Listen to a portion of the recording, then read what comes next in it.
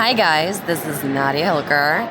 I'm playing Magna on The Walking Dead, and you guys are listening to The Walking Dead Talk Through. I hope you guys enjoy this podcast, and I'm sending you all my love. Bye! Hello, my name is Cassie McClincy. I play Lydia on The Walking Dead, and you're listening to The Walking Dead Talk Through. Yeah!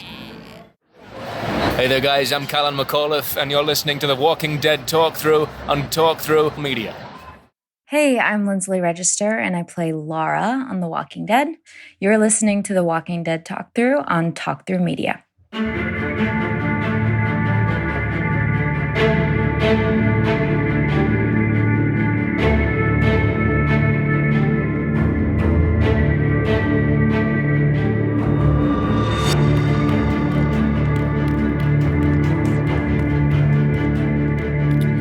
Hey, survivors, welcome to episode 121 of The Walking Dead Talk Through. I'm Kyle.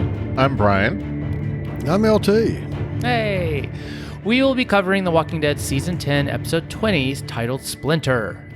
We didn't get any feedback from The Walking Dead Season 10, Episode 19, titled One More, so we will just go straight into this week's episode. All right, let's go into The Walking Dead Season 10, Episode 20, titled Splinter. Written by Julia Ruchman and Vivian Tse. Julia Ruchman is co-executive producer. She has also written Season 10, Episode 8, The World Before. That's when Dante attacked Rosita and is later killed by Gabriel. And then Michonne goes off with Virgil. Season 10, Episode 11, Morningstar, co-written with Vivian Tse, and this is where Eugene gets the location to meet with Stephanie. The battle for the hilltop begins. And Season 10, Episode 15, The Tower, which was obviously the finale-ish, co-written by Kevin Diebold, and that's where we meet Princess, and Beta heads towards the tower. She also written episodes of The Assistant, The Troop, Covert Affairs, is that 7 episodes? Yeah, she's written 7. She wrote 7 episodes of Covert Affairs. Nice. And then she also did American Odyssey and The Sun, 5 episodes of that. Yeah, that's that Pierce Brosnan show that was on AMC. Vivian Tse is a producer. And I just put in the notes here. Yeah, I know what Hardwick said, because he called her a supervising producer. So that's obviously in season 11. She must have become a supervising producer. But I went and looked specifically in the credits, and she is listed as a producer. What does that mean? It's just they go up rings on the totem pole, basically, as they go along. So yeah. And she also was written for Season 9, Episode 7, Stradivarius, Season 9, Episode 14, Scars, and that one was Michonne and Daryl, Get Scarred by the Kids. That was a good episode. Yeah. Season 10, Episode 11, Morningstar with Julia Ruchman, and Season 10, Episode 13, What We Become, which was the last Michonne episode. So we've got a good team here. Yeah. It was directed by Laura Belsey. This is her 5th episode directing The Walking Dead. She also directed Season 9, Episode 15, The Calm Before. And that's the People in the Pikes episode, which rest in peace, Tara, Enid, Henry. Yeah, heck of a first episode, too. Yeah. To come to The Walking Dead, like, that's a pretty pivotal episode. I'm sure they were like, hey, this is going to be your first episode, and we're going to put heads on pikes. It's like, how do you like that? Well, she also did Season 10, Episode 5, What It Always Is, which Negan has a groupie episode.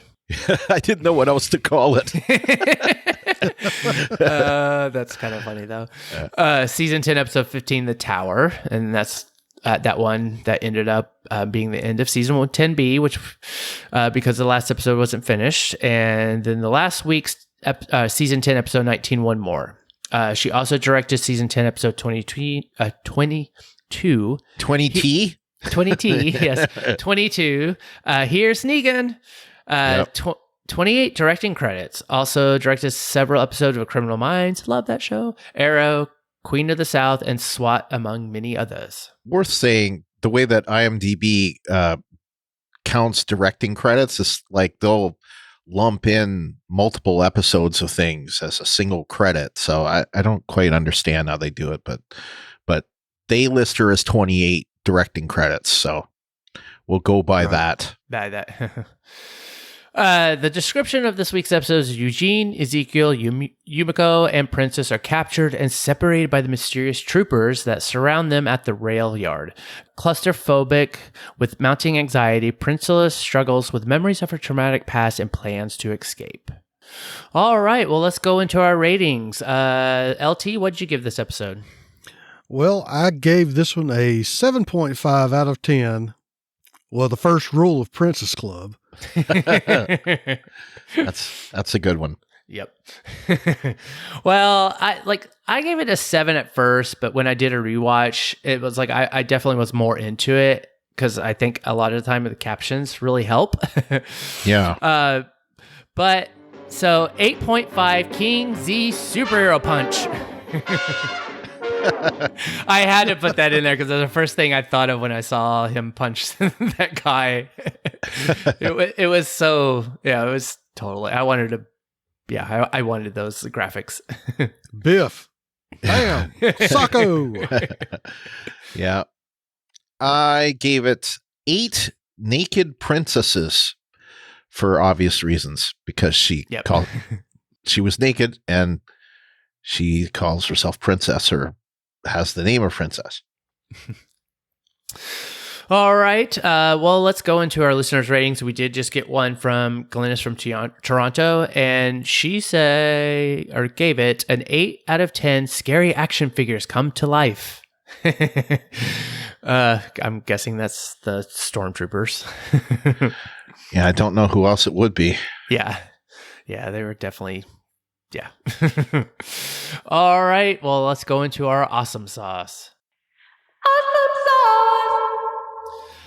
And we get awesome sauce from Glynis from Toronto. And she says, the Commonwealth interrogation tactics were pretty sneaky and extreme. So that stormtrooper let Princess overpower him on purpose to get her to drop her guard? That's a good question. I caught that on the second watch too, where it was kind of like he just at the end was all like, all right, that's what I wanted to hear. Let's go. And then doors open and we see the hoods. Yep. All right. Well, that was it for our listeners' awesome sauce. So let's go into ours. Brian, you have some? Well, the Fight Club moment, you mentioned it, LT, but in your rating. But that's what Hardwick called it on Talking Dead. And I hadn't even thought of it in that. It's been such a long time since I've seen Fight Club, but I love that movie. Mm-hmm. But I didn't think of it in terms of Fight Club. But yeah, when I heard him say that, it's like, yeah, that was pretty much a Fight Club moment. A couple things that I had, picked up on second watch that I didn't notice on first watch is the trooper, for lack of a better name for him, who's getting beaten up by Princess / Ezekiel. And I call the Ezekiel head case. He never looks at Ezekiel the whole time he's talking to Princess. And I noticed that afterwards. And I thought I should have noticed this. That was a clue that this was all in her head, or, that there was no Ezekiel there. It was all her. And so there was that. And then shortly after that, was when Ezekiel said, no one's going to hurt me anymore, as he's punching the trooper on the ground. And then we kind of get the moment that where it's finally revealed that, these people that she's seeing, these friends of hers, they're not actually there. So, and of course, Ezekiel, he wasn't really acting like the Ezekiel we know. So it made sense. And speaking of not acting like yourself, the moment shortly after with Ezekiel was kind of like after commercial break, and the zombies in railroad garb, that was pretty funny.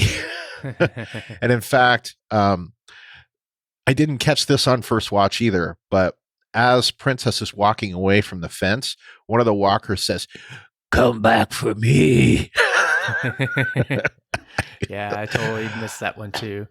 Yeah, it was hysterical. Yeah. But yeah, I enjoyed like, I know some people, and we'll get to that soon, did not care to get any, examination of Princess here. But like I said last week, to me, you have to remember these episodes were never planned. This was not what we were supposed to see right now. We were basically, if things had gone the way that they were supposed to, we'd be near the end of season 11, and we would probably be getting at the end of Walking Dead here. Like, either it was going to end on season 11 or end on season 12, right? And they changed everything because of COVID. So we have to remember that that's what these episodes are for, and they're done under certain restrictions, and we certainly see some of the restrictions of it in this episode. But these have been character building episodes, and I like character building. Can you say, what the hell kind of character building do we need after 10 seasons? Yes, you can. But I think we have to remember that we're getting some Walking Dead. They're good character examinations. We're getting to see more of a character we really didn't know about, and done in a smart way, I think. Certainly explains a lot about her character and her quirks and that we didn't know before. So to me, this is good. I liked the last episode a lot more than I like this one. I like this one fine, but this is how I'm taking it. It's like, these are not these. If you're looking for the plot to continue, that's not what these episodes are for. These episodes are just to whet our appetite until we actually get episodes that are part of the season, right? So that's how I look at them, and for that, I enjoy it. So anyway, I just wanted to get off my soapbox here, but that's and it was a good point that they could give us a few character moments without it being the kind of character moments we've come to expect. They didn't. This isn't a T-Dog Princess episode. Right. Right. This is give us some background, give us a little bit more about this character, and don't kill her. Yeah, and we didn't really get a lot of building out of in the regular season. Right. Yeah.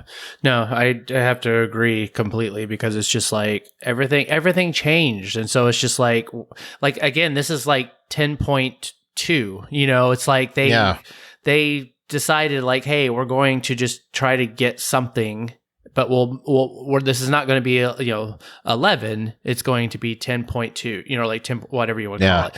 And, for like having such a break, I mean, we can go into this later, but yeah, it's just like, I have to say, I'm kind of like, I'll just go into my awesome sauce. It was like actually when rewatching it, it was like when I first watched it live, then it was just like, I kind of had like, I was kind of half watching it, and then it was just kind of like, oh, okay, oh, there's something's going on, like, oh yeah, she's just crazy, or like whatever. So I mean, I wasn't really even trying to like even in the mental state to actually pick anything up. I was just kind of like, okay, it's just on, I'm just watching it. But watching it on the second time, it was like actually being able to actually watch it. I have no interruptions or distractions, and I have to say it was just like the whole episode, like I love like they were showing us all the different levels of our coping mechanisms. Yeah. And so we were kind of like getting this first glimpse into like, who is this person? Right. Obviously something's going on. She even goes into it just about her family and this and that. And I really just, I I really got like hooked into like learning more about her and just about her psyche. And, you know, we knew she was quirky and crazy, but now it's like, oh wow, she's like, she's got a lot of issues. And so it's like, but it's like that's like by the end of it, it's like then you realize that, you know, that she's been alone this whole time. Yeah. You know, it's like then it starts making sense. It's like, oh my gosh, it's like, what would someone do like that, you know, deal with basically all the insanity that we know of this world? You know, here she's basically been alone this whole time. How would that affect you? You know? And I thought the whole line at the end when she's talking to the guard, when she realized, she's like, okay, you know, I think he even asked her, like, she comes back before she tried to leave, or like after she tried to leave and comes back to basically say sorry. And he's all like, oh, so who's talking now? Yeah. I was like, oh gosh, okay, that's funny. Well, she was kind of having that survivor talking to the volleyball moment. Yeah, no, totally. And it's like, and you could see that throughout different parts of the episode where like we never really saw Yumiko, and like just how she was responding to Princess. It almost, that's when I could tell it's like something's different here, because it's like, she's just like, I want to help. But then, you know, it's like, the responses from Yumiko is like, no, just like calm down, you know, don't do it. So it's like her home inner monologue basically is working, and we're just seeing it being represented as her talking to Yumiko. But I wanted to get to this quote because I just thought at the end, this just summed it all up. And I thought it was kind of like a really, really nice little touch. I'm not crazy if that's what you're thinking. I mean, there's the ADHD, the anxiety, the PTSD, the depression, the crushing loneliness, and the active imagination that helps me cope with all of that. But like, maybe that's the only sane response to an insane world. You know what I'm saying? And to me, I was like, yep, there you go. That's the whole, like, that was kind of like the whole theme of this whole entire episode. Ladies and gentlemen, 2020. Yes, exactly. But you know, it's like, I don't know. And the way it just rolled off her tongue. She was just like, oh yeah. It's like, but I'm not crazy. Right. And we don't know how anybody else would have reacted had they not had a group. Oh, well, we've seen, right. And we've seen how Morgan like reacted earlier on. Not very well. And it seems like she was in Pittsburgh, right? That's how what we gathered from. Mm-hmm. Right. So the whole city of Pittsburgh must have been evacuated, and somehow she, I don't know, camped out or something, but it never got infested. So, I mean, well, we don't know. Yeah, I'm not bringing that up as like, you know, like a weak sauce or anything. I'm just trying to understand where she comes from. Right. We also know that, what was it from some of the other lore, that they had Operation Cobalt, where the military had bombed the cities. Oh, yeah. So for all we know, you know, maybe Pittsburgh was actually pretty cleared out and she was just somewhere else, you know, in town and just missed all of it. Right. Yeah. Right. Yeah. She just was definitely, we know that was alone. And so that's got to take some time whenever we're like, 10, 15 years in. Yeah. And the only other thing I had was just like, and I mentioned it before with Yumiko, it was just like the whole play on the other characters with her, and just like, because I almost felt like that she was like kind of acting like a child, and she's just like, oh no, I want to help. Oh no, I want, like, you know, I'll take care of you. Or like, oh no, they said that, you know, they're helping her, so they're helping her, so everything's great. And it was just like, you know, Yumiko was just saying, like, at least about her voice, because we never really did see her. It was just like, there's a reason for that. Right. And we'll get to it. I saw that. Yeah. But I thought in a way they were showing it, it's like you just heard her voice and you never saw her. So it was like, to me, that's where it's kind of a tell of being like, okay, well, she's just talking to something, but we don't know. But then it was just the reaction was just like, she kept saying, like, no, just do what they say. Like she said, like, oh no, just calm down, like take a moment. And then we see Princess doing her counting and like, saying the cities, like, I guess the capitals of states or whatever. So you could tell like she's dealing, and then there's flashbacks of what she just saw of everybody being basically beaten and like taken captive. And so it's kind of like her mind, it's like, yeah, I knew then she was kind of having some kind of mental break or whatever. And her mind was like playing both sides, and like her getting really like upset or like, oh, no, I'm like, we're doing this, we're escaping, or like we've got to do something, to being like, oh, no, calm down, like, but it being referenced from the other, person. So I don't know. In that sense, I thought this episode, I thought they did a really good job of that. I just kind of wondered if I wasn't paying attention and it wasn't just completely just like focused on it with, with like, captions going, that if that translated to, just a regular viewer. But I don't know. I liked it. I thought it was good. All right. Well, that was all I had. LT, did you have anything? Well, I mean, you guys hit probably everything that I was thinking of as far as an awesome sauce.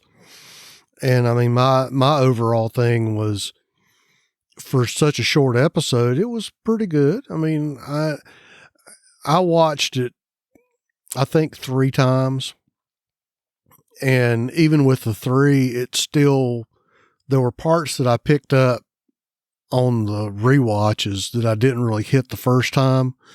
But it was not a bad episode. I mean, it was good. I just am not nearly as excited about it as you are, Kyle. But I think that her inner dialogue with Eugene was very Eugene-y, whether that was actually him talking to her or not. Yeah, it was very Eugenie. That's the way to put it. Yeah. This was very, very Eugene-like. I mean, I enjoyed the scene with Ezekiel and the 2 walkers. I enjoyed it more after hearing what he had to say, what Carrie Payton had to say about it on Talking Dead. But it was really, that was sort of like the icing on the cake of, yeah, she's having a break. Yeah. But I mean, I didn't rate it really high because there's some issues that I have just from the entirety of it. But I mean, I liked it. I mean, it wasn't one that I wouldn't watch again. Yeah. Yeah, no, I can't disagree or agree. It's like, it just wasn't like, wow. Yeah, I don't think any of these episodes have been really necessarily wow, but right. I think at least coming from my side, on my end, it was the fact that I felt like I didn't give it really that much attention the first time I watched it, to when I did watch it the second time, when I started catching everything, that I kind of started appreciating it more, just because I'm like, oh, this is a very interesting way to kind of dive into her character of someone we don't know anything about other than just that one episode, or I guess it's been one episode, was the first time we met her. But, I don't know. It was, they did a good job with handling. And it really did work from the standpoint of, we really didn't get a lot about her there at the end of the actual season. So it was good that they gave us this, to kind of invest us a little bit more in the character, because that was one of the complaints that I had about when, we got that flux of new people there when Yumiko and that bunch joined the crew. We got bits of background, but we really didn't get a lot. So yeah. At least with Princess, we got more than we would have otherwise. Yeah, no, I couldn't agree with that for sure. All righty. Well, if that is it for our awesome sauce. Let's go into our weak sauce. You're worthless and weak. We didn't have any from our listeners, but we did for ourselves. Did you? What'd you have, LT? Well, for my week, it sort of dovetails in with something I guess Brian's going to talk about eventually, or my thing was, okay, so they've basically stripped her down, hung her up. We're doing the whole strip search prison shower scene. Are you bitten? Do you have any bites? And it was sort of bizarrely gratuitous to have the naked princess scene. But then the next time you see her, she's back in her same clothes. Yeah. And, just editorial content for me. If you're going to do that to somebody, typically, if you take off all what they were wearing and you give them the prison shower and delousing, then you don't put them back in their same old clothes. Yeah. So that part kind of made me go, And they're not washed either. No. Here's your clothes. We washed them for you. Yeah. When she was in the car during the interrogation, I guess I just was sort of going, oh, we're going with the whole faceless interrogator asking questions trope, which, at least for Brian and I, we had our run of faceless admirals on Discovery. Yeah. Oh yeah. So it was just why aren't they showing his face? And I guess it would have been extra tropey if then they would have gone to the whole good cop, bad cop interrogation ploy. Yeah. Which I guess they did in the end whenever, she beat the stuffing out of, poor Rufus there and he was playing the, hey man, I'm just a new guy. I just work here. I don't know nothing. But, I guess just from my experience, if you're going to have the one person that's the hard ass, that's going to be, not take any crap off of them, then the other ploy is you have the sympathetic interrogator, the one who's going to do the look. This is just what we do. We've got to ask these questions. If you just play ball, then everything will get, Yep. Fits right into what I was going to say. Yep. And the one thing I wanted to bring up is some of this, though, can we trust anything that we see in this episode after we kind of it's revealed that she's an unreliable narrator?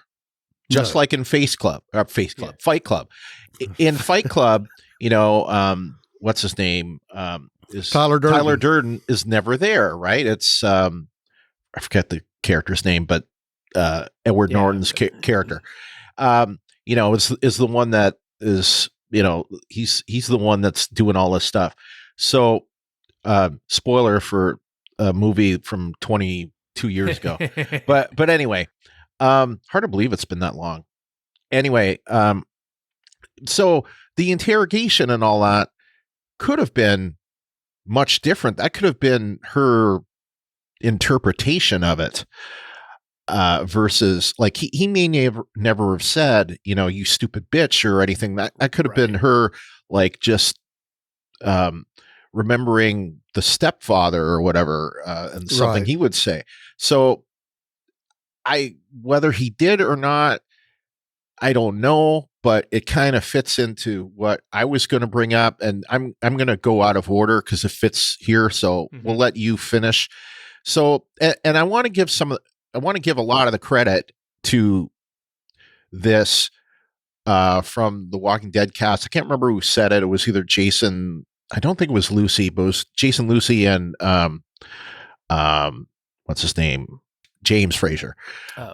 He was on there this week, and they were talking about normally when you're in this kind of situation, and LT talked about this, it's like if it's standard procedure, they'd say, here's a deal. We're going to do this, then this, then this, and then we're going to ask you a few questions, and then finally we're going to get to this, and if everything checks out, we'll do this. We'll bring you to our home or whatever. But that was never done. Instead, it's all very antagonistic. And that was brought in, I think, specifically just to bring out false or somewhat false conflict. Like if this is what a, benign civilization would do, I don't think they would do it this way. So to me, it's like false drama, right? So but I want LT, your take on it. Yeah. And by where it happened in the show, we didn't get the payoff to this is all in her head, or this is not all in her head, but this is sort of like part of her construct and dealing with it. Right. So yeah, you're 100% on with the unreliable narrator. We don't really know what happened. Right. Right. And it's worth saying, like, because you've talked about a lot of times you were in the Army, but you were also full-time cop for how long? Well, full-time 10 years, but totally it's almost 30 now. Yeah. Wow. So this man knows something about, police procedure. So anyway, like that's kind of right though, right? They wouldn't do it like this and like get all antagonistic. They would, like, maybe that would be something you would do in times of war, but if it's more of like an interrogation kind of thing, you'd think it would be more kind of laying out the rules, because that's and a lot of it has to do with who you're talking to. If they're going to be angry and uncooperative, then you can adjust the play a little bit. But the key of it is, you want to establish some kind of rapport, whether it's we got you dead to rights and you just need to go ahead and tell us.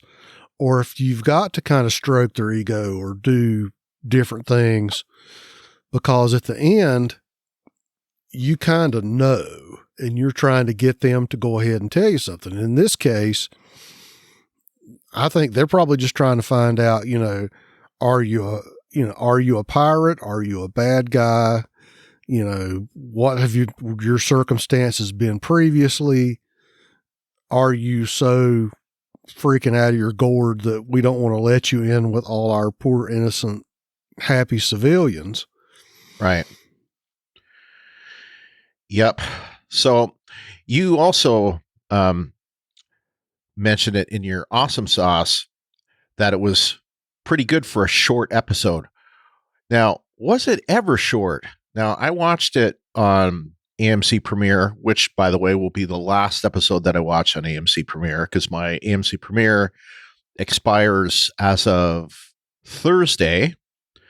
So I will be switching to AMC Plus for the rest of the season and into Fear, which will be interesting. So anyway, but yeah, only 40 minutes and 43 seconds. So like, you guys watched it live, right? Yeah. So why was it so short? Was there like some kind of sneak peek or something that like filled up that time, or was it just filled with commercials? It was commercials. There were a couple like, Fear, like bumpers or whatever. And then there was the basically next episodes at the end. But I mean, I thought I did think that there seemed to be I would basically, fast forward on my YouTube TV, whatever. And it was kind of like where I would see the marker. I'm like, oh, wow. I'm like already like more than halfway done. And then I'd like, skip through commercials until I get to the next thing. And it just, I think they just filled up with like some promos and stuff like that. Yeah. And I watched it on broadcast, and you're right. There were several fear bumpers. They did the thing for, Norman's show. Mm-hmm. Yeah. But yeah, it was a little more commercial heavy. Yeah. I think they had the extended sneak peek for Fear. Yeah, there was. Yeah, I mean, it definitely was commercials or promos a lot of whenever I was skipping. And the next thing you know, I was kind of like, I've only just been feeling like I've been just starting to watch this, and I realized on the bottom, like, oh, I'm already halfway through. Yeah. Yeah. So anyway, that was the one thing, how short it was. And the other thing I was going to say is that it was very COVID-y. Mm-hmm. And what I mean by that is, you could see this probably more than any of the other episodes so far really showed that it was filmed during COVID. Like, for example, I had wondered this, and I finally had it confirmed. Eleanor Matsura, she is not in this episode, like, in person. She is an episode by voice only. And because, she lives in the UK, right? So she couldn't come back to shoot her scenes. So the way that they did that, they used the stunt double for her scenes. And, when we see her with the hood on at the end, that's not her either. And you can see, like, when they show her, all of her scenes, like, she's either got her back turned or she's very blurry in the background, so it's obvious that it wasn't her. And the rest of the drama kind of takes place very, with the exception of maybe when she and pseudo Ezekiel are punching out the trooper. Okay, stormtrooper, might as well call him by. Anyway, that's about the only time where you see any kind of like contact there. So there's really not a lot of it felt very COVID-y. That's what I called it. Just more than any other episode. Because almost all of the episode was just her. And, pretty much like everything that we saw, as far as I know, like, there was no like open area for her to see to the next car. She wasn't able to get out to go to Eugene's car. Like, none of that actually happened. That was all in her mind, so, but anyway, regardless of that, it was all COVID-y, like I say. Like, there could have been, like a plexiglass between the two for all we know, and they wouldn't have had any contact there. Yeah. No, this I mean, and obviously they shoot things they can shoot anything out of order and whenever. So this could have been one of the first ones that they shot whenever, earlier on last year. Could have been, or I mean, it just could have been like the way that they did them is they shot all 6 of these episodes. They had like an A team and a B team. And so they were basically shooting these episodes all at the same time, from the way I understand it. Yeah. Right. Yeah. So, but yeah, that was the thing. It suffered most, I think, from COVID. The fact that, they focused on Princess, which was good that they were able to do it, but they focused on her because it made it most economical, I think, and more manageable. So, yeah. But I still appreciated it though. Yeah. And when you look at all the scenes, you notice that they never had more than 3 people together. Yeah. Right. Nope. Totally true. Agreed. That's it for me. Cool. Yeah. And my only thing was just basically and actually now that I think about it, it's like, this is what the Commonwealth soldiers look like, right? I thought the stormtrooper uniforms, it was just so, to me, a little bit like just cosplay because they looked exactly like Star Wars stormtrooper uniforms. Like if you, at the end, the guy, like he turns around after getting the handcuffs off and it's just like all the placements of everything. It looks exactly like stormtroopers. To me, it did. And that's where I have to kind of say, to me, it looks like full contact martial arts padded suits. Okay, I don't know what those look like. I know it's like, hey, it's white. It's just like the different like breastplate and like where the things attach, and then that's the first thing it does, like a stormtroopers. Is that like the Ambo Jitsu? Anyone that watched Star Trek: The Next Generation would remember that. Well, the difference is, and this is where I have to put my geek hat on. I have a good friend of mine who has stormtrooper armor, and that's not the way it goes together. I mean, it looks the same.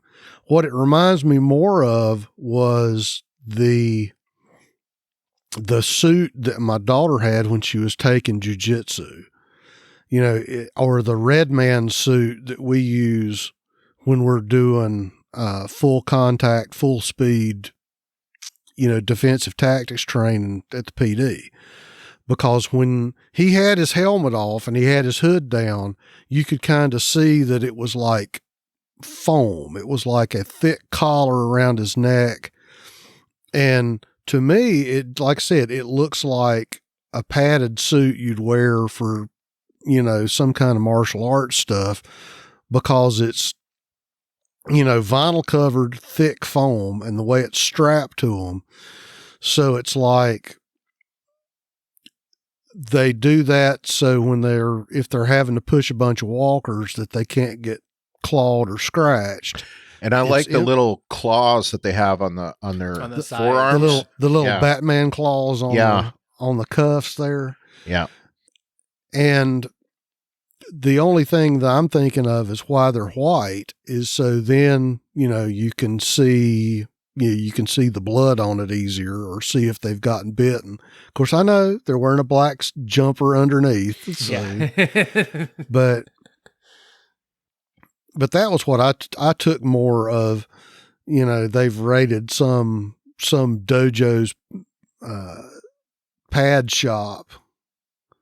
Yeah. More than stormtroopers. Right. Well, but when you put it that way, then that makes more sense. But it's like, for someone that has no idea like what those look like, I was just like, it just looks very hokey. And then it's like, and without what you just said, it's like, how, like, did they raid some Hollywood warehouse of like X Star Wars and they say, hey, this will be like a perfect thing that we can use to protect ourselves, and we'll just put little red stripes on them. But I mean, what you're saying makes sense, but from a viewer that doesn't know that, I totally agree. They look goofy. Well, and if you're going to have like ride armor, like what I'm used to, it's usually either black or blue or OD green, it's like air quote tactical colors. Camo. The only time I ever see white, like I said, the only time I ever see white padded suits is for, jujitsu or karate or something like that. Yeah. Well, and that's the only thing I was like saying. It's like, isn't there from the comic, don't they look like this?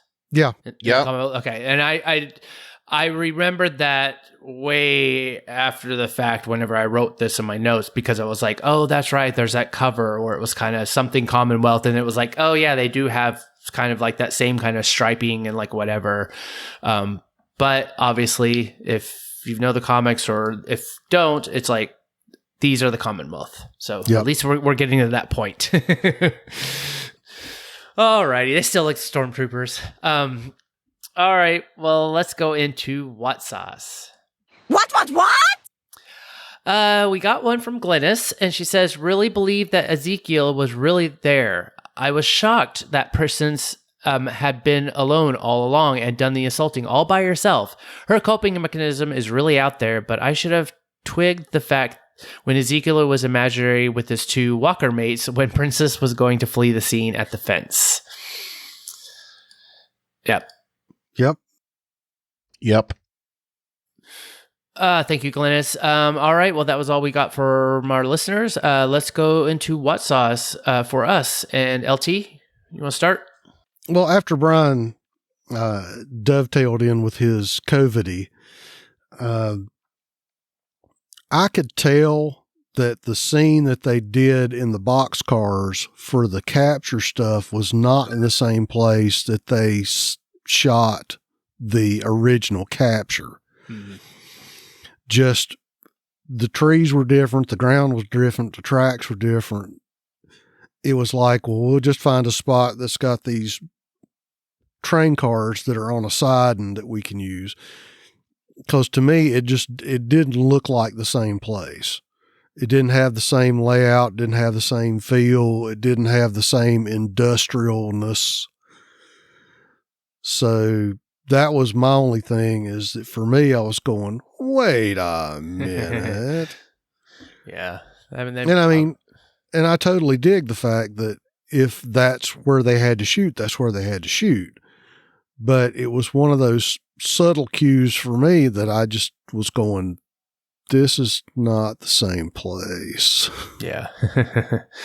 Yeah. I'm sure they had to make some changes. They did that. They've done that with in earlier seasons where it wasn't like, oh, this is the same highway that was in season 4, episode 3. And like, that's like where, they've done that kind of stuff where you kind of like, oh yeah, they just reused the same area. But yeah, it is what it is, I guess. All right. Well, I'll go into mine. I kind of was going back and forth between if this should be a what sauce or just more feedback, but I guess what, because it was kind of like, what's going on? It was just like when Princess was hiding outside like Eugene's car or boxcar, like the guards were going by and you could hear them on the radio and they were saying, north side's all clear, cars A, B, and C all quiet, going to the south side.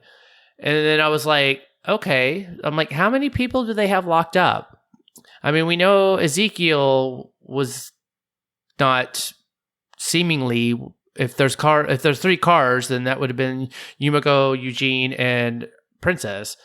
But it was just kind of like, okay, how many people, like, how big is this outfit? Like, how many people are they capturing to, like, interrogate and say, like, are you friend or foe? So, I don't know. I thought that was just kind of, like, a little interesting. Or how many guys with ham radios has this girl been catfishing, trying to get people to come visit her? They hear Stephanie. It's like, Stephanie again, sending people our way. The second part was Princess. I thought that was kind of funny because the more I kept watching it, the more I was like, okay. It's like when she was trying to climb under the fence, but then she gets stuck because the gun was on her back. It was kind of weird because it even looked like she was making sure that it was like on her back so that when she climbed under the fence that, I got stuck. Because then when she like went like, backed out of that, like she puts the gun down or like lets it fall to her side. And I'm like, well, that's exactly what you need to do to get through that gate. But I just felt like it was like, this must have been where they're like they yell action, and she was thinking to herself like, oh, make sure that gun's on my back so that it catches the fence. And I don't know, I kept watching it, and I was like, It looks exactly what she's doing. She's like making sure that like how many takes did they have to do on that scene? Yeah.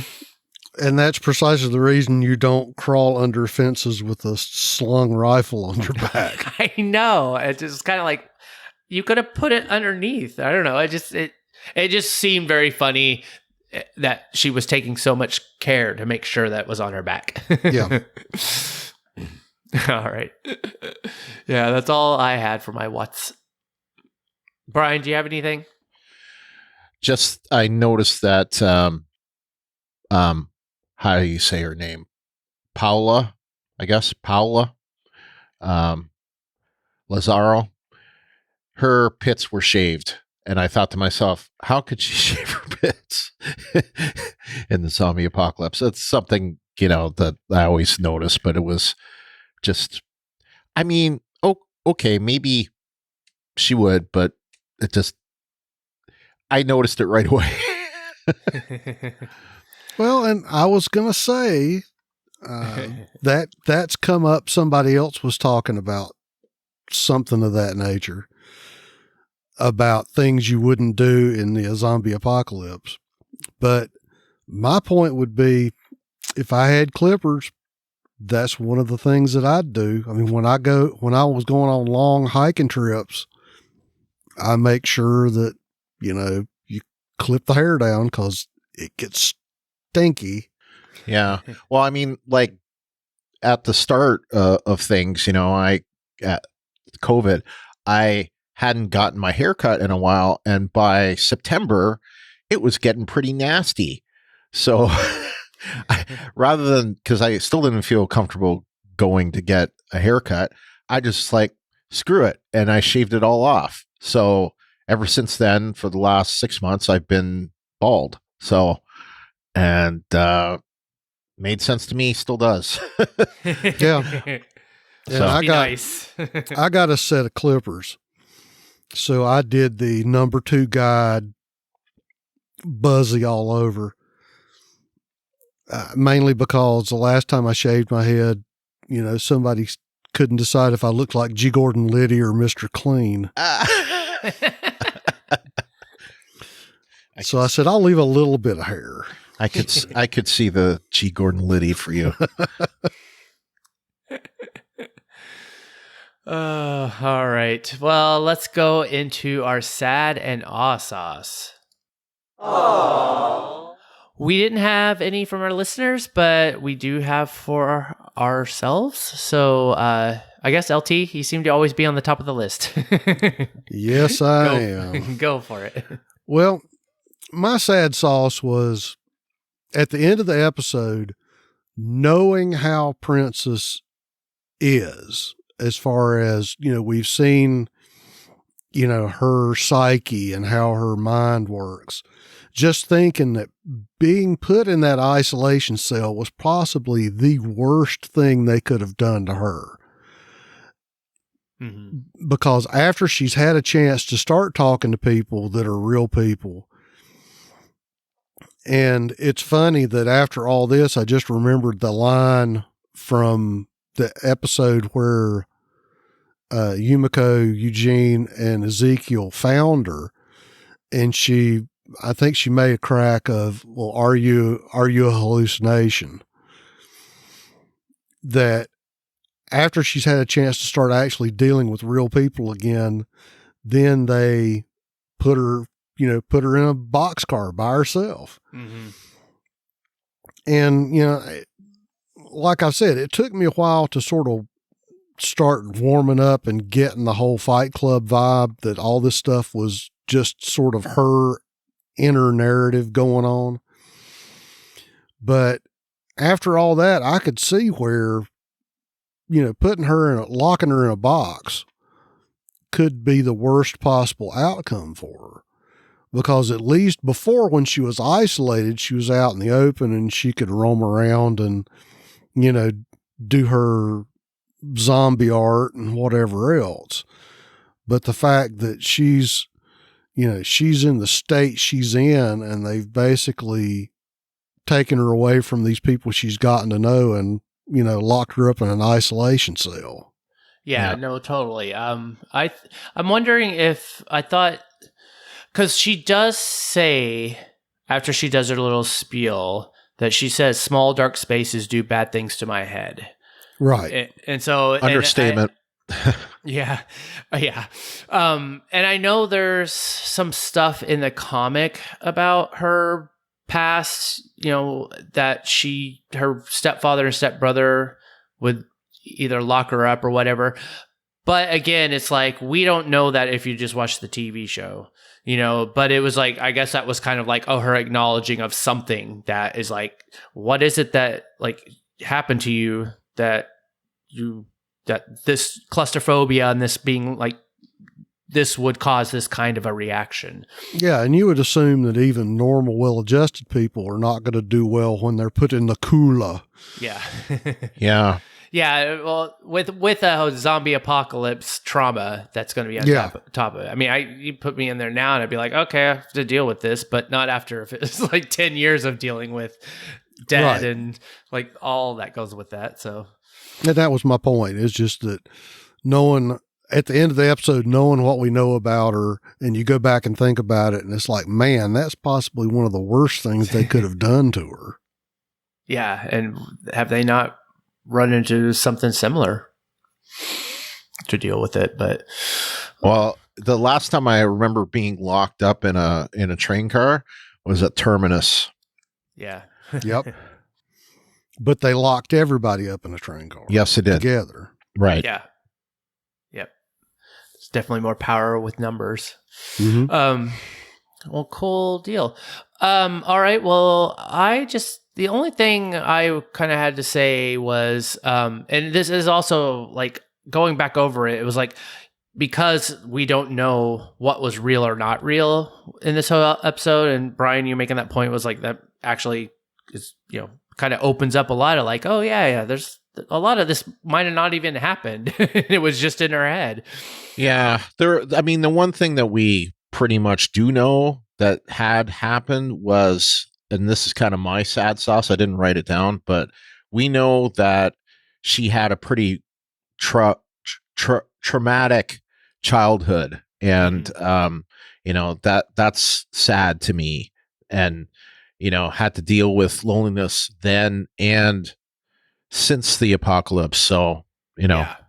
No, yeah, and that goes. It's like whenever she was talking to Ezekiel with the walkers, outside the gate, and like he was telling her, it's like, oh, she's a survivor. It's like, but you're a survivor. It's like, take your freedom, like go, like leave, like that's what you do.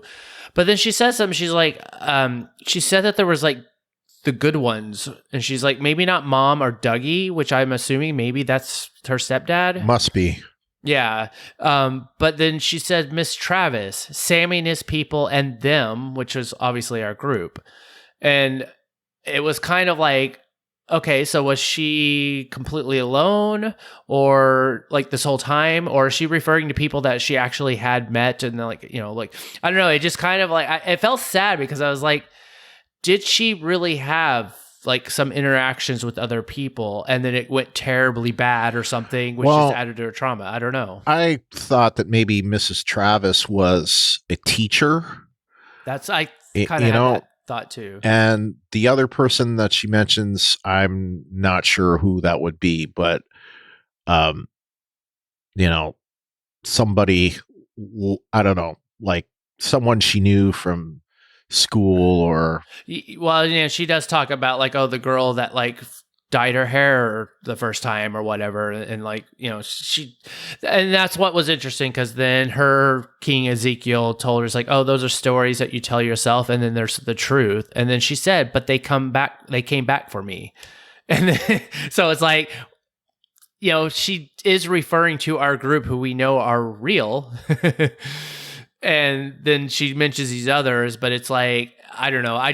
It was sad because I was just like the trauma in all of just that. It was like, wow. Like, I don't know. It felt so bad. Like, who knows what we only know what we're being given, but you could just imagine what this life has been like for her. Yeah, I agree.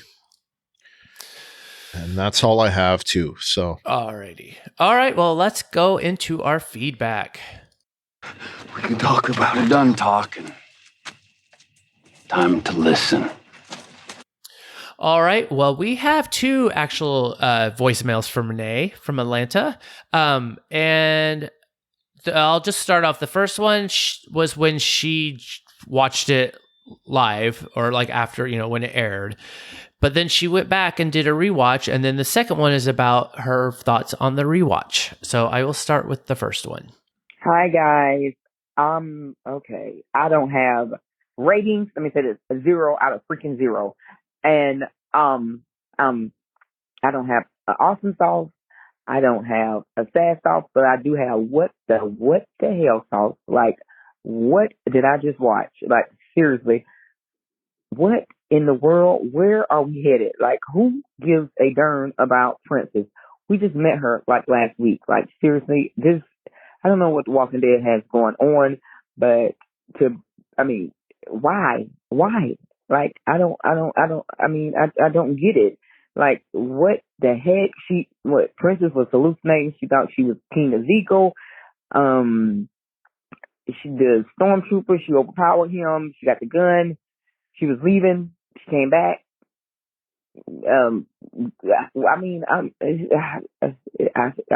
I'm just baffled. Truly, I'm baffled. What in the world? Walking Dead, The Walking Dead could have kept these episodes.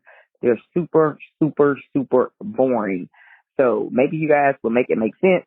Right now, it's not making any sense to me. I'm like over The Walking Dead, and right now they need to kick rocks. I'm seriously like, please, this is awful. Okay, bye. All right. Thank you, Renee. And then I'll just go into the second one because then I had some comments on that. Hi, guys. This is Renee again. I'm calling because I went back and I watched the episode and I still don't like it. I don't mean to be dismissive of Princess' trauma that she went through, because I did connect with Silas and he went through the same thing, abuse from his family, from his father. Not his stepfather, but still, it was similar.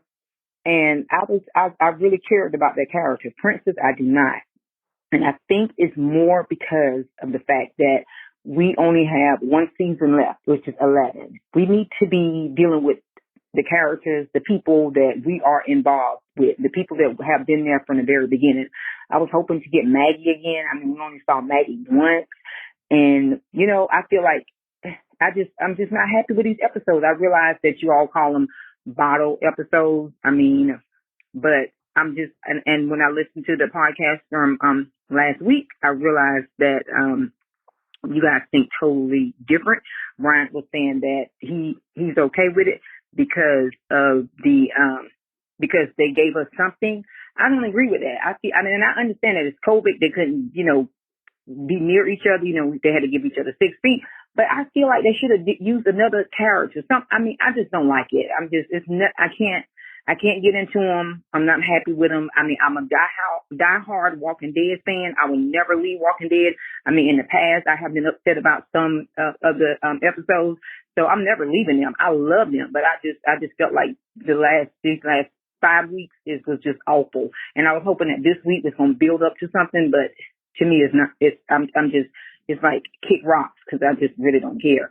So I don't know if y'all are going to play this again, but again, like I said, I went back and I rewatched it to see if I could change, if I would feel differently, because like as soon as I watched it on Sunday, I was like, So I called you guys as soon as I watched it. So then I said, let me go back and rewatch it, because I listened to a couple of the podcasts and some people were saying, she went through so much, which I don't mean to be dismissive, because like I said, Silas, I was very, had a lot of empathy for him and what he went through. But it's like Princess, I just met her. I really don't care about her. So I just wanted to call you guys back and, just say that again, I watched it and it still can kick rocks. Okay, bye.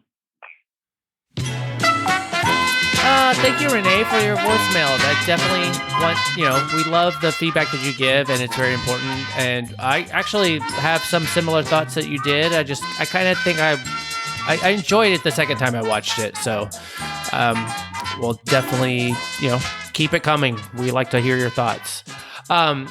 I totally can kind of feel where she's coming from. I do too. Like I get it, and don't take what I said last week as kind of like dismissing your thoughts about it, because I do understand it, and you made a good point, especially in the second voicemail about Maggie and seeing more of Maggie. I mean, I agree with you. This would have been a great opportunity to see more of Maggie, and aside from that first episode, we haven't seen her again, and I think that's kind of a lost opportunity here. So, assuming that we don't see her in the next two, which we don't exactly know if we do or not. Maybe we will, but I think that's kind of a lost opportunity there. And I get it. Like, who would you rather have on the show, Maggie or Princess? I definitely agree with you. I would rather see more story for Maggie. But like I said last week, and I still kind of like think of it this way, this is kind of like an extended webisode, right? Like, and we're going to get into some webisode stuff, some webisode news in the news section. But to me, this is kind of like an extended webisode. So, or 6 webisodes. These are stories that we wouldn't have gotten, and because of that, we're getting this story. Is it prime story? Is it advancing the plot? Not really. They're kind of not only kind of bottle episodes, but they're like literally in a bottle. So you could take them out and put them away, and you could I imagine that when season 11 comes, if you had missed these last 6 episodes, it wouldn't have mattered, but you do get some good character moments, like last week with Aaron and Gabriel. This week with Princess, we get a little more backstory on Daryl, which obviously I think we needed, and certainly get some backstory with Maggie and what she's been dealing with. But what you said, I get it. Could they have advanced the plot? Yes, but considering they had basically already written most of season 11, from what I understand, there's not much that they could do. So I don't know. I agree with you. Partially agree with you. Partially agree to disagree with you. I see where you're coming from. Better than I did last week, though.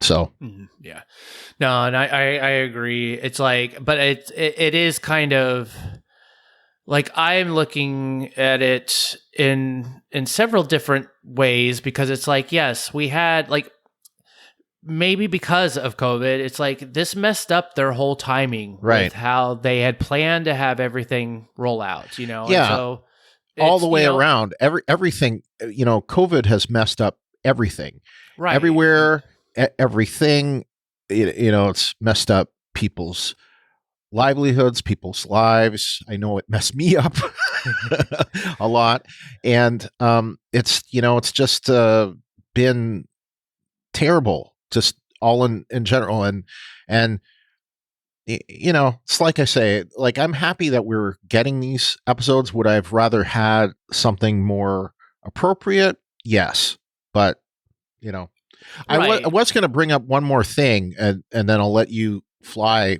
but I am curious what Renee's going to think of these 6 episodes once she gets to see the last one, which is titled Here's Negan. So you, Renee, may end up liking that one more because of the subject matter, but we'll see. Yeah, we will. Yep, that's for sure. Yeah, no, I'm not disagreeing with whatever. I just kind of, I think, at least from what I am thinking, especially what you were saying, it's like, oh, because of changes in how things are, it's like these are bottle episodes, and they might potentially just basically don't really mean anything to season 11 or how things go forward. They're just they're just like little extra webisodes, insights. Hey, so we can at least have Walking Dead on, and not be like, oh, we're going for another, 6 to 8 more months of like nothing. But I mean, I do know that Princess is at this point, she's not like a big character, but a character in the comics, which I know they are following. So it's like she still has some role and something more of her story, but this probably changed a lot of things of how they maybe would have chose to, introduced her and then how they played her off. So it's like she's still got something there more that we just haven't seen yet. Right. So it's, just because I know of that part is just like she's in the comics and she has, like in a role, she, has like a big, like not a good relationship, but she has relationships with our main characters that still have yet to be, shown. So what they decide to do with that, how they're doing it, maybe this was some way that they were like, oh, since we couldn't really do it a proper way, we'll give her some kind of, episode focusing on her just so we can let everybody know that, oh yeah, she's got issues and something's crazy, whatever. And then, that'll play off. Cause I know in the comics, she had a interaction in a relationship with Michonne, but maybe that's going to be something that's Maggie's going to be playing. So, we don't know. So hopefully we get more things about Princess, but I just, again, it's like, yeah, it's just everything.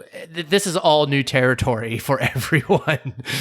None of this was, I'm sure in their minds was like supposed to be the way it was. But, again, we're getting some Walking Dead, getting some interesting, tidbits, like the whole last episode with Daryl, and like just seeing, oh, he was gone after Rick died, or supposedly, and then what was he doing? And we got this whole, like that whole backstory, and it was like, hey, that's fun, it's like good, it's cool information, just whatever. So I don't know. I just hope that whatever we get with the last 2 more episodes, and then we get into Fear. I'm sure World Beyond will come after that. I like what she Silas, I guess, had some.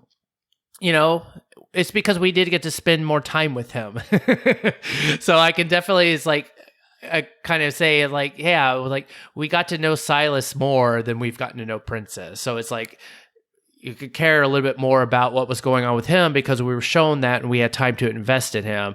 Princess kind of got an interruption right in the middle of all her stuff. And now we're just kind of like, oh, here a year later, we'll start giving you more info. Yeah. And when I heard that, I was like, who's Silas again? I was like, oh, now it just clicked in. Oh, you're talking about World Beyond. It's like, yeah. Oh, okay. Which was basically kind of the last, with Fear, but like, yeah, it was kind of the. I've tried to push that away in my mind. Oh, the kids show will come back. We'll probably maybe talk about it. Oh, joy. All right. Thank you so much, Renee. All right. Our next feedback comes from Glennis from Toronto. It's Brian, do you want to take care of this? Yes, sure. So Princess has had some trauma in her life with such a sad and tragic backstory, and thus has shaped her coping mechanisms. She did say when Ezekiel, Yumiko, and Eugene first encountered her in that street, she did ask if they were real. So an inkling of her mindset and her imaginary people to assist her with reasoning out a situation or to solve a problem. Also, the counting and rattling off city names starting with C onwards sort of calms her fear in face of adversity or a troubling situation and makes her mind just concentrate on the numbers or cities and block out the terror and fear. We're saying those are state capitals for those of you that aren't from U.S. or like in my case, I'm not from the U.S., but I've lived here for 20 something years, so I know it. Those train car slates whispered or shouted back to The Walking Dead Season 4, Episode 16A and Season 5, Episode 1, Sanctuary. As I mentioned, Terminus with Rick, Daryl, Michonne, and Carl were herded into the train car ordered by Gareth in sort of direct relationship number-wise to Ezekiel, Yumiko, Eugene, and Princess. Just a question, who is the ringleader? Archer, Samurai, and Kid in this second group? That's a good question. Both groups were looking for a better place. Hopefully the Commonwealth works out better than the Sanctuary did. Indeed. I wonder if there's a comparison there, too, with the imaginary Ezekiel coming through the top of the train car, just like the tear gas grenade that was thrown through the top when the survivors were preparing and expecting them through that sliding train door at Terminus. So even Eugene and Yumiko were illusions, I hear from Talking Dead. At least thought those were real. So Princess didn't even get out through that plank escape route. Only the beginning and the end, with them lined up with hoods over their heads, the interrogation and the guard bringing her food, and the resulting assault was real. Looking back on the episode, it's hard to really distinguish real from fantasy in some cases. Need to give it another rewatch. The writers duped us as the soldiers/guards were talking into their radios that they'd seen something and were checking when Princess was hiding around the side of the train Eugene was supposedly in. Interesting, I would say. Yeah, you bring up much more of a comparison with the Terminus than I had given it, but good on you, I would say. And go ahead. No, I was just saying it's like that was kind of my first like thing that popped in my head was like, oh, train cars. Oh, where have we seen this? Oh, Terminus. And then kind of that. But then, you know, that like you guys got the Fight Club thing. And I kind of was like, oh, I know that there was like the whole personality thing, but I didn't see the Talking Dead. So I don't know, you know, I didn't see them mention anything about that. So it just kind of wasn't really clicking. But Terminus definitely was, just because I was like, oh, they called it, you know, train car A, B, C, and just, you know, just the whole situation. So I almost like wrote in my notes being all like, oh yeah, they just decided to like, hey, let's just redo Terminus, but without the cannibals. Without the barbecue. Yeah. But I agree with you, Glennis, about the it's hard to distinguish real from fantasy in this episode. And, you know, that's why I say, like, even the interrogation, we know that an interrogation existed, and she was probably stripped during that interrogation, I imagine. But the rest of it, we don't know. I mean, he may have been much more accommodating, much more, you know, nice about it. And she interpreted him being more antagonistic. So we don't know. Then again, he may have been just a jerk. So, yeah. All right. Well, thank you, Glennis, for your feedback. That's the rest of our feedback we got today. So I guess let's just go into ours. And, I mean, I didn't really have any more to say than what we already talked and what, you know, everybody else kind of commented on, but did you have anything extra, Brian?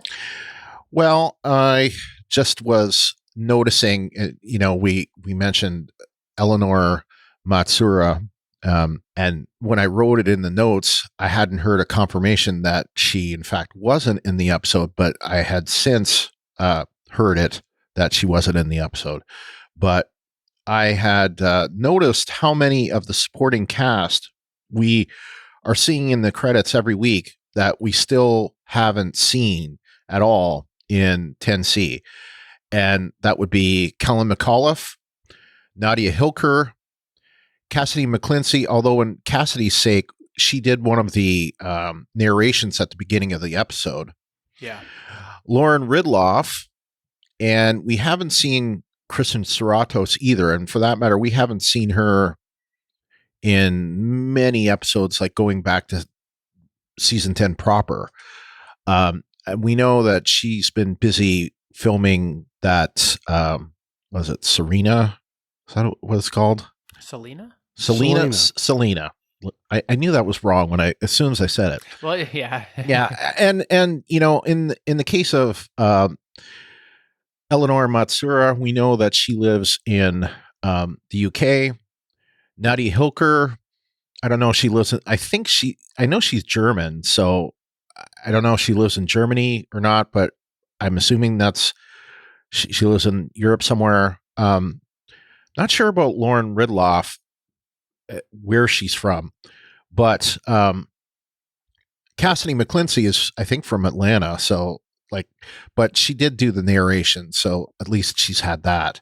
Mm-hmm. But there's certainly been some cast members that we haven't seen yet. So we know, we haven't seen a lot of Cooper Andrews, but we know he's going to be in the next episode. So I took him off the list. But yeah, so that's all I had. Yeah, and I was trying to look to see if I had anything else to really add, but that pretty much covered everything in what we've already talked about. Enjoyed the episode. Want to see more. Yeah, and I've said my piece and counted to 3. So, all right. Well, then that will lead us to news, ratings, and info. There's a couple weird stories on the news. All right. Well, I wish I had better news as far as the ratings are concerned, but when it comes to ratings are down again.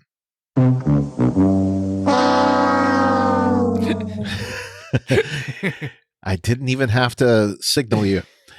They weren't down a lot, but The Walking Dead did reach another all-time low with 0.56 in the 18 to 49 demo with 2.113 million viewers. And that is down from last week's 0.57 in the 18 to 49 with 2.170 million viewers. So not down a lot, but still down a little. And as such, it is lower. So I didn't check. I'm going to check again. I made that one comment the other week about the 25 to 54 and the the 50 and over, just to see. And let's just see how they did in that. They 50 and over, it still was over a 1. It got a 1.13 in the 50 and over.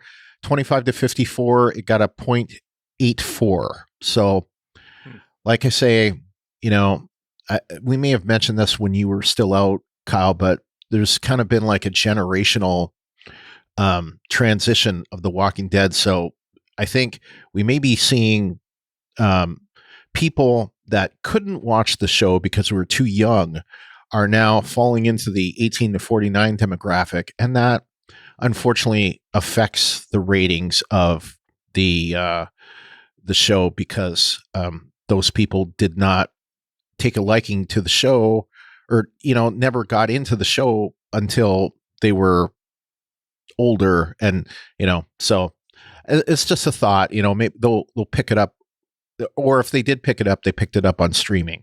So, right. Or the rest of the fan base is just graying and has now dropped into the next demographic category. Right. Exactly. Like pretty much everyone, I'd say, has dropped into the 25 to 54, and old fogies like LT and me are in the 50 and over. So, but anyway, going into the Talking Dead, it got a 0.18 in the 18 to 49 with 0.808 million. So in other words, 808,000 viewers. And that's up from last week's 0.16 and 696,000 viewers. So it was up slightly. I don't exactly know why it was up compared to last week. But it was up. So We'll take our ups where we can get them. Yeah. And then we have the parrots. As far as the parrots, things are pretty much unchanged from last week.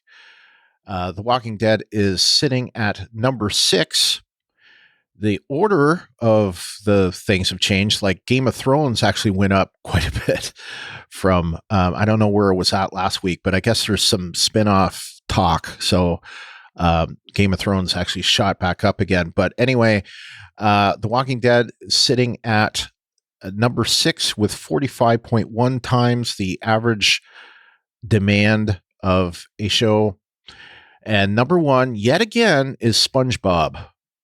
So number 2, Attack on Titan. So that's it as far as the parrots. About this episode, first of all, on Talking Dead, the guests were Kari Payton, Paula Lazaro, co-writer of the episode Vivian Tse, and comedian Ron Funches. And again, it was really interesting why, like, these 6 episodes have been interesting for Talking Dead for me personally, because I love to hear the writers and why they did what they did. And, you know, we've been able to hear from the showrunners for certain episodes, but not so much for the writers of the episodes. So these have all had the writers in them.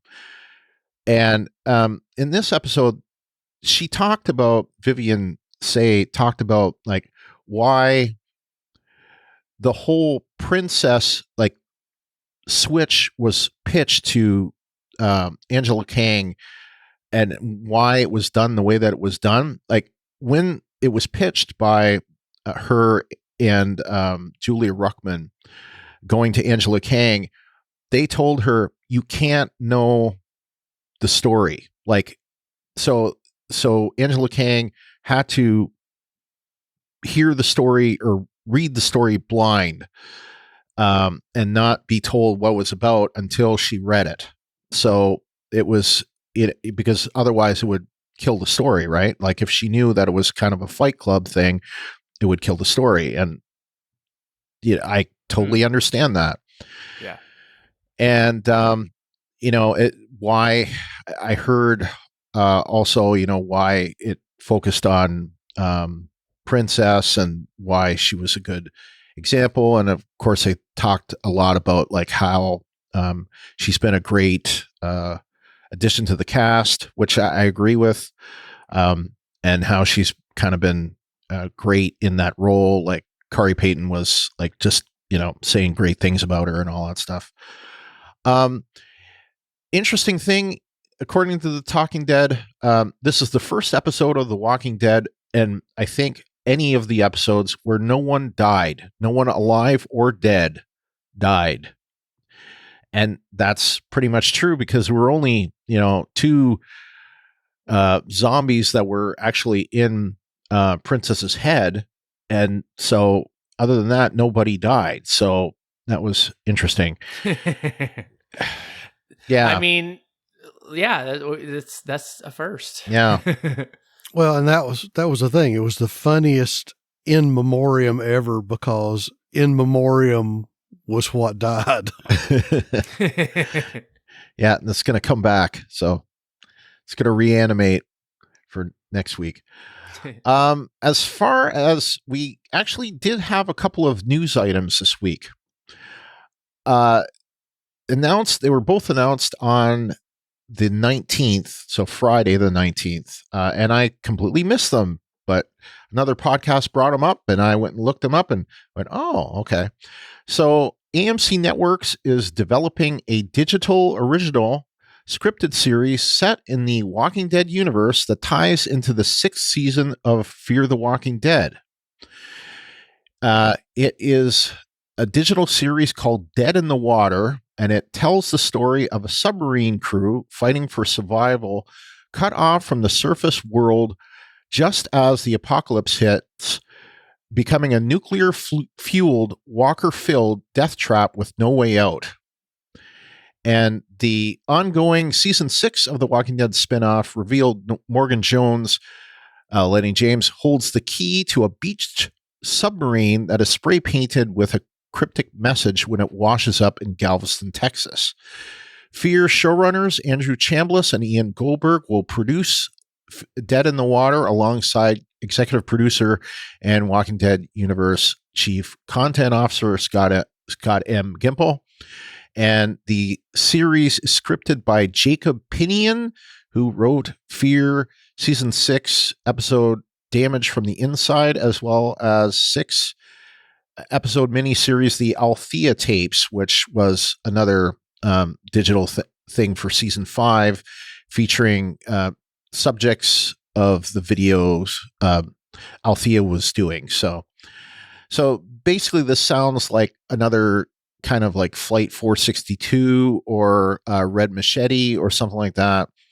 And what I read about it is, in addition to this, it's, these things are going to appear not just on AMC, but will be available on YouTube and, various other Facebook, Instagram, pretty much anywhere where you watch video. So they'll be available and not just on AMC Plus or AMC.com. The commercial looked really good. Did it?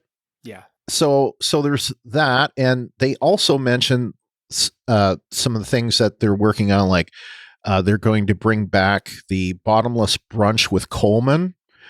That was listed as a good example of what they're planning, because that, I guess, has been available on YouTube, Facebook, Instagram, and several other places where you can get the video. So it's going to be a similar thing. So it'll be on AMC Plus and AMC Premiere, but also YouTube and various other ways of getting it. So in addition, AMC Networks and Complex Networks announced a content partnership that will allow advertisers to leverage the strength and reach of AMCN's popular programming and its established fan communities through Complex Networks pop culture, food, and fashion programming pillars. You can tell it's a press release. Specific applications will include custom series, integrations, brand promos, and truly original ideas that reach viewers and potential customers through these widely popular properties. The first plan, this is where it gets to The Walking Dead. The first plan execution combines The Walking Dead universe with a show, I've never heard of it, maybe you guys have, with First We Feast, to create the original series called Run the Dish.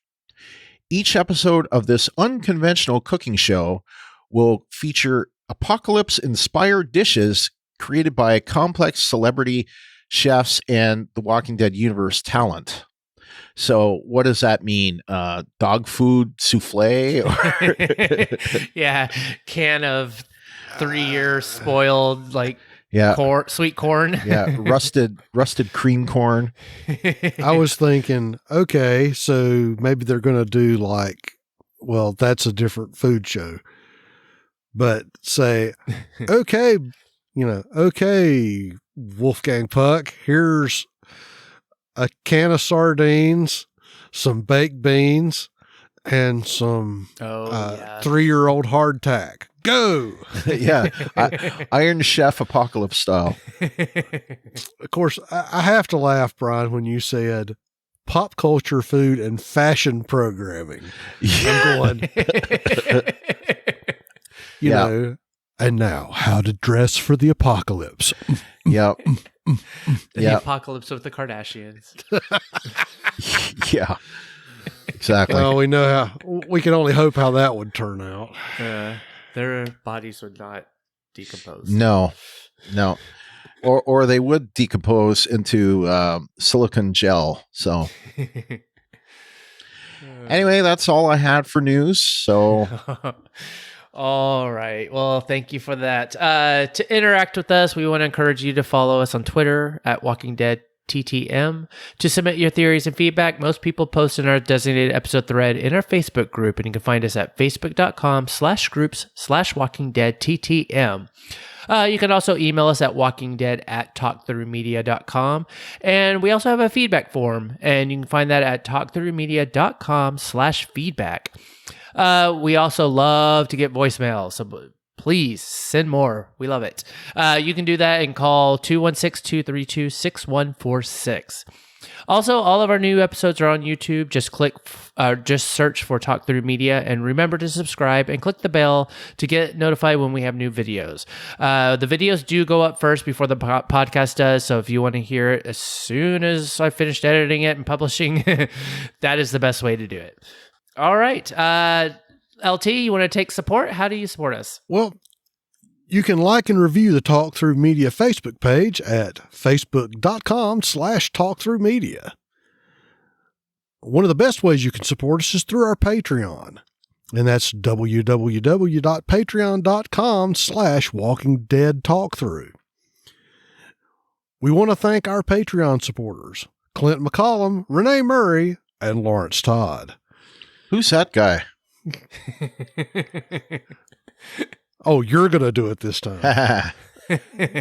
You can subscribe to us in Apple Podcasts or the podcast client of your choice. While you're there, give us a rating or review. You can also leave us a review at podchaser.com. There, you can rate individual episodes or the whole podcast. And remember, share our posts on Facebook and Twitter when we post them, and tell a friend. Word of mouth is one of the best ways to get us new listeners. And if you are looking for me and other people in the network, I do a podcast with Ruthie, who was on our first episode of 10C, called the Star Trek Discovery Podcast. And we have a Patreon there. It's at patreon.com/Brian and Ruthie. And you can go straight to our episodes by going to StarTrekDiscoveryPodcast.com. That redirects you into TalkThroughMedia.com's section on Star Trek Discovery. And you can go to our Facebook group at facebook.com/groups/Star Trek TTM podcasts. Got that S on the end. Yes. Our next episode is Season 10, Episode 21 of The Walking Dead, titled Diverged. Written by a former producer of the show, Heather Belson, and her last episode on the show was Season 6, Episode 6, Always Accountable, and that was the first Dwight and Sherry episode, one that I didn't like very much. But aside from that, there was one of the episodes she did that I did like. So, directed by David Boyd, and the description, according to Google, is at the lowest point in their friendship, Daryl and Carol come to a fork in the road and head their separate ways. Carol returns to Alexandria while Daryl stays on the road, each going into their own type of survival mode.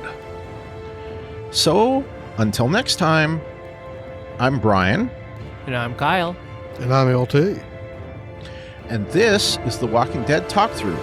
Good night, everybody. Good night. Good night, everybody.